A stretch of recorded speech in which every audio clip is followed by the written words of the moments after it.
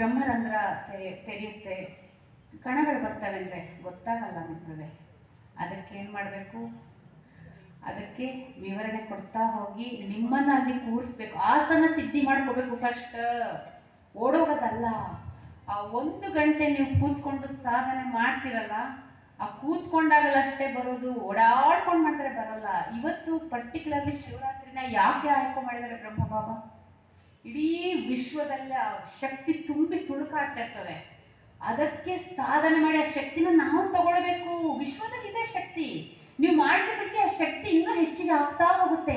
ಕೋಟ್ಯಾಂತರ ಯೋಗಿಗಳ ತಪಸ್ ಮಾಡ್ತಾನೆ ಇದ್ರೆ, ನಡೀತಾನೆ ಇದೆ ನಿತ್ಯ ನಿರಂತರ. ನಾವು ಏನ್ ಮಾಡ್ಲಿ ಬಿಡ್ಲಿ ಅದು ನಡೀತಾ ಇರ್ತದೆ ಸೃಷ್ಟಿ ಚಕ್ರ.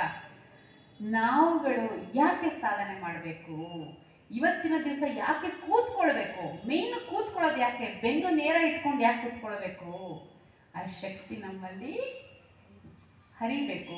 ಜಾಗರಣೆ ಅಂದ್ರೆ ಆಲ್ರೆಡಿ ಹೇಳಿದ್ದಾರೆ, ಜಾಗೃತ ಸ್ಥಿತಿಲಿರಿ. ನಾಟ್ ಕಣ್ಣು ಬಿಟ್ಕೊಂಡು ಮೂವಿ ನೋಡೋದಲ್ಲ, ಮಾತಾಡೋದಲ್ಲ, ಮಾತೇ ಬೇಡ.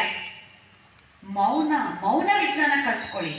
ಮೌನವಾಗಿದ್ದು ಏನು ನಿಮ್ಗದು ಬೆಳಕನ್ನ ಇಲ್ಲಿ ಬೆಳಕಿನ ರೂಪದಲ್ಲಿ ನೀವು ನೋಡ್ತೀರಿ. ನಿಮ್ಮ ಮನೇಲಿದ್ರು you can do open I meditation, that is Rajayoga. ಮಾಡ್ತಾ ಮಾಡ್ತಾ ಮಾಡ್ತಾ ನೋಡಿ ಮಿತ್ರರೇ, ಜೀವನ ಎಲ್ಲಿಗೆ ಹೋಗುತ್ತೆ, ಎಷ್ಟು ಆನಂದದಾಯಕ ಇರುತ್ತೆ. ಆಸ್ಪತ್ರೆಗಳಿಗೆ ಕೆಲಸವೇ ಇಲ್ದಂಗೆ ಆಗುತ್ತೆ.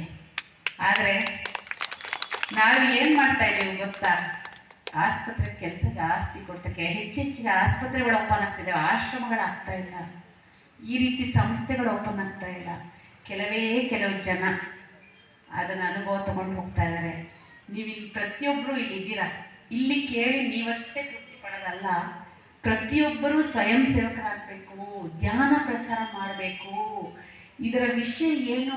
ಪ್ರತಿಯೊಬ್ಬ ನೊಂದ ಬೆಂದ ಜೀವಿಗಳು ಒಬ್ಬೊಬ್ಬರು ಒಂದೊಂದು ಥರ